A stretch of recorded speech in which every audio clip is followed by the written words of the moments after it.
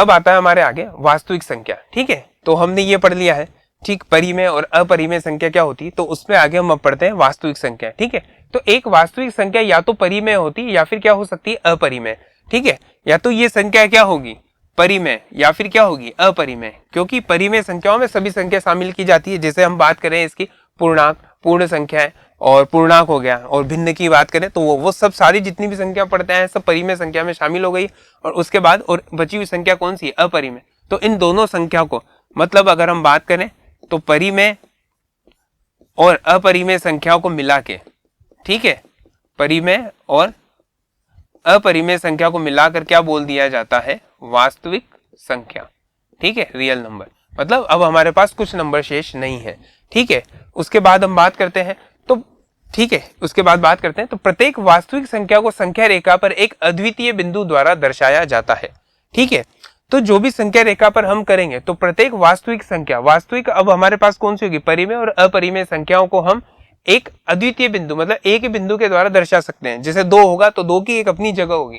ठीक है, उसके 2 को हम और जगह नहीं दर्शा सकते, तो एक अद्वितीय बिंदु, एक पॉइंट ऐसा होगा जहां भी उस नंबर को दर्शाया जाएगा।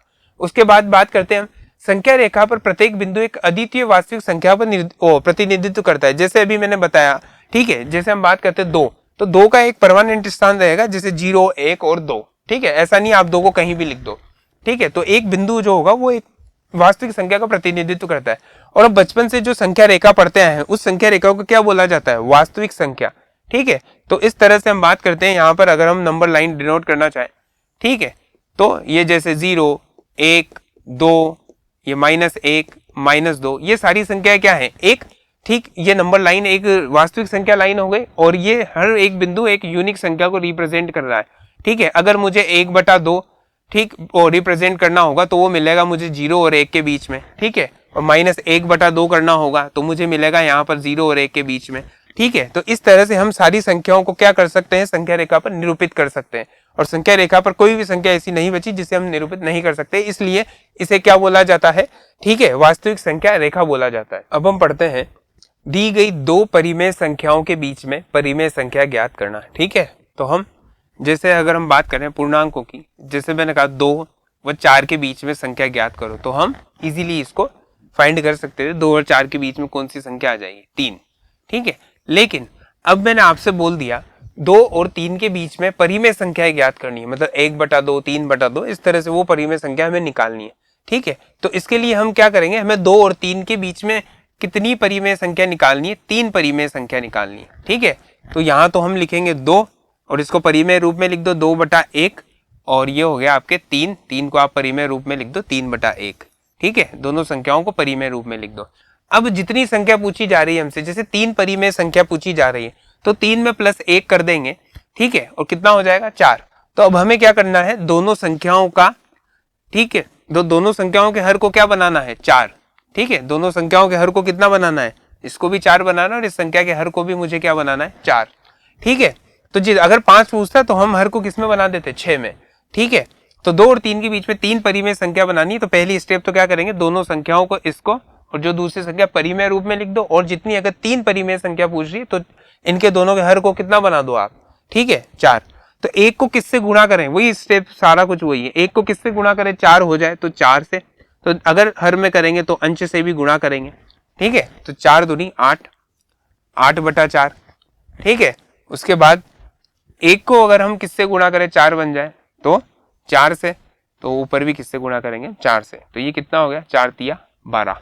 ठीक है, तो 8 अब संख्या 2/1 की जगह मैं क्या लिखूंगा, 2/1 और 8/4, और इधर क्या हो गया, ये 3/4 और 12/4, इनके बीच की संख्या है। तो 8/4 के बाद अगली संख्या कौन सी आ जाएगी, 9/4, फिर 10/4 और ये 11/4। तो इस तरह से हमें, ठीक है, ये 3 परिमेय 9/4, 10/4 और 11/4 3 परिमेय संख्या हमें इसमें मिल गई है। हम बात कर चुके थे 2 व 3 के बीच में परिमेय संख्या बताइए। अब उसके बाद हम बात करते हैं, ठीक है, एक नए प्रकार के क्वेश्चन की। तो आपको दे रखा है यहाँ पे 3/4 एंड 5/4 के बीच में 4 परिमेय संख्या बताइए, मतलब 3/4 और 5/6 के बीच में 4 परिमेय संख्या बताइए। तो पहला जो क्वेश्चन था उसमें तो क्या था, हमें, ठीक है, हर नहीं दे रखा था, तो हमने क्या करा, जितनी संख्या हमसे पूछी जाती थी और उसके हर उसमें कन्वर्ट कर दिया जाता था। लेकिन अब यहाँ पर अलग तरह से होगा। तो यहाँ पर आपके संख्या दे रखी है 3/4 और 5/6, ठीक है। इन दोनों के बीच में आपको परिमेय संख्या निकालनी है। तो अब आपको क्या करना पड़ेगा, मैं फिर समतुल्य रूप में ही परिवर्तित करना पड़ेगा। तो 4 और 6 का आपको क्या लेना पड़ेगा, लघुत्तम लेना पड़ेगा। तो 4 और 6 का लघुत्तम आता है 24, ठीक है। अब हमें क्या करना है, ठीक है, 4 को भी कितना बनाना है 24 और 6 को कितना बनाना है 24, ठीक है। और वही समतुल्य बनाने का जो तरीका है उसे समतुल्य बना देंगे। तो 4 को किससे गुणा करें 24 बन जाए, तो 6 से नीचे करेंगे तो हर को अंश को भी गुणा करना पड़ेगा उसी संख्या से। तो 6 तिया 18, तो मतलब ये 6 3/4 को अब हम क्या लिख सकते हैं 18/24, ठीक है। उसके बाद बात करते हैं हम 5/6। तो 24 है, तो 6 24 कैसे बन जाए, ठीक है। तो 6 को किससे गुणा करें 24 बन जाए, तो 6 को 4 से गुणा करें हम, ठीक है। तो 5 को किससे गुणा करेंगे हम 4 से, तो 5 चौक 20, ठीक है। तो नया कितना बन गई है 5/6 को क्या लिख सकते हैं हम 20/24।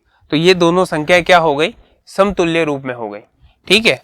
तो अब हम यहाँ बात करें 18 और ये 19/24, ठीक है। 18/24 तो हमें एक ही संख्या मिलेगी केवल यहाँ पर 19/24, जबकि हमसे पूछा, क्योंकि आगे तो 20/24 आ गया, हमसे कितनी संख्याएं पूछी गई थी 4, ठीक है। तो इस केस में क्या करेंगे अब हम, ठीक, तो 24 हमने जो लघुत्तम लिया उससे तो हल नहीं हो रहा, तो हम क्या करेंगे अब एक बड़ी संख्या लेंगे, ठीक है। इसके 24 का दुगना कर दो आप, ठीक है, वही लघुत्तम लो अब आप। 24 की जगह कितना आ जाएगा 48, ठीक है। तो अब हम क्या करेंगे 3/4 है उसको 4 को भी 48 में कन्वर्ट करेंगे और 6 को भी किस में करेंगे 48 में, ठीक है। तो ये स्टेप तो यहाँ काम नहीं हुई इससे, ठीक है। इससे तो हमें केवल एक ही संख्या मिली जबकि पूछ 4 रहा था, ठीक है। तो अब है 3/4, अब कितना बनाना दुगना, जो भी आपका लघुत्तम है उसको डबल कर दो आप, ठीक है। और ये कितना आ गया, इसको 48 बनाना है।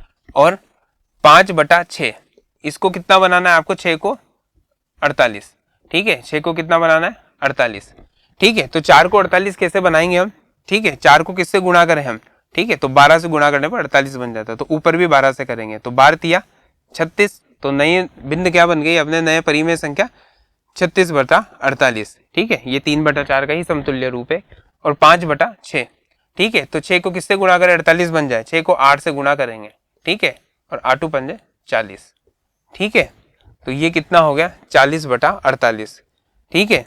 तो 36/48 और ये कितना आ गया अब आपके पास 37/48 और ये 38/48 और ये 39/48। इससे भी फिर 3 ही संख्याएं मिली, ठीक है। और फिर अब आपको क्या करना पड़ेगा, ठीक है। और ये 40/48, ठीक है। ये आपको 3 संख्या मिल गई, पूछ रहा है 4, ठीक।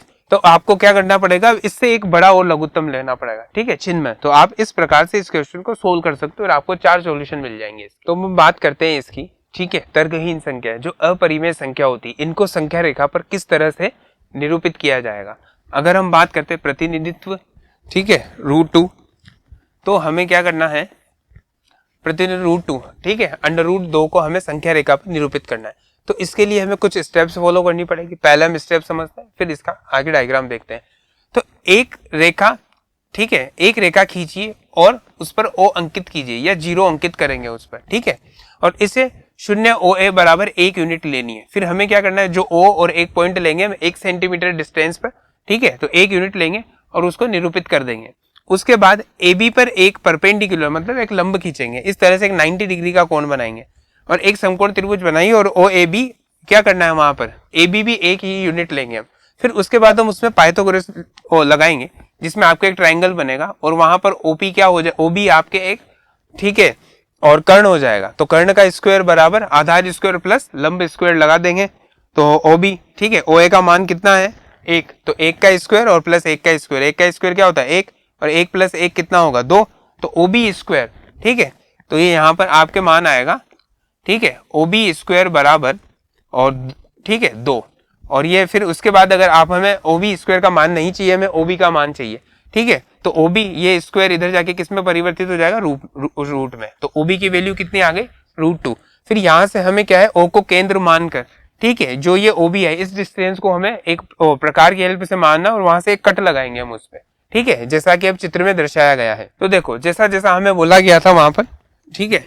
तो सबसे पहले बात करेंगे हम एक OA 1 सेंटीमीटर की लाइन ड्रॉ करेंगे, ठीक है, ओ ए 1 सेंटीमीटर लाइन ले ली, फिर यहाँ से एक ए बी, ठीक है, हम क्या करेंगे ए बी 1 सेंटीमीटर, पहले तो स्केल से 1 सेंटीमीटर, फिर ए और बी एक परपेंडिकुलर या समकोण का कोण बनाएंगे एक, फिर और उसकी दूरी रखेंगे 1, ठीक है, और फिर क्या करेंगे, ये कौन सा त्रिभुज बन गया, ठीक है, पाइथागोरस, सॉरी ये समकोण त्रिभुज बन गया, और समकोण त्रिभुज बन गया तो ये क्या करेंगे हम ओ और बी को इसको स्केल से ही ज्वाइन कर देंगे, ठीक है, और पाइथागोरस से हमें पता ही है ये 1 का स्क्वायर 1 और ये इसकी मान कितनी आ जाएगा √2, तो ये जितनी वैल्यू आएगी, और हमें क्या करना पड़ेगा, यहाँ से हम प्रकार लेंगे, पेंसिल को यहाँ पर रखेंगे, ठीक है, और यहाँ से एक कट लगाएंगे बिल्कुल इस चाप लेके, और यहाँ से इस तरह से, ठीक है, ये एज इट इज इस तरह से लगाएंगे, तो ये संख्या किसको निरूपित करेगी, हमारे √2 को, ठीक है। इसी तरह से इसमें हमें दे रखा है √3 को भी कैसे रिप्रेजेंट कर सकते हैं आप, ठीक है, तो √3 कैसे पॉसिबल है, अगर हम बात करें तो मैं अगर √2 स्क्वायर और प्लस 1 का स्क्वायर करता हूं, मैं पाइथागोरस लगाते हैं अगर इसमें, तो √2 का स्क्वायर कितना हो जाएगा 2, और 2 + 1 बराबर कितना आ गया 3, और हमें वैल्यू किसकी चाहिए, जैसे यहाँ पर लाइन दे रखी है OC स्क्वायर, ठीक है, OC हमें किसका मान चाहिए OC का, तो ये इधर आके क्या बदल जाएगा, ठीक है, और स्क्वायर इधर आके स्क्वायर रूट में बदल जाएगा, मतलब वर्गमूल में, तो ये किसको निरूपित कर देगा √3 को। तो यहाँ पर क्या करेंगे अब हम, ठीक है, ये तो √2 को निरूपित कर दिया, √2 के बाद 1 सेंटीमीटर लाइन ऊपर ड्रॉ करेंगे वही समकोण त्रिभुज की तरह, ठीक है, तो √2 और 1 हमने यहाँ जोड़ के देख लिया, इसकी वैल्यू लास्ट कितनी आ जाएगी √3, ठीक है, तो √3 आ जाएगी, तो अब हम क्या करेंगे यहाँ से वही अगेन फिर कंपास लेंगे, कंपास को खोलेंगे जितना, ठीक है, ये, और फिर यहाँ से उसी तरह एक कट लगा देंगे इधर की तरफ, ठीक है, कंपास के नाप से, तो ये किसको निरूपित कर देगा, आपके √3 को निरूपित कर देगा, ठीक है। तो इस तरह से हम अपरिमेय संख्याओं को संख्या रेखा पर निरूपित कर सकते हैं।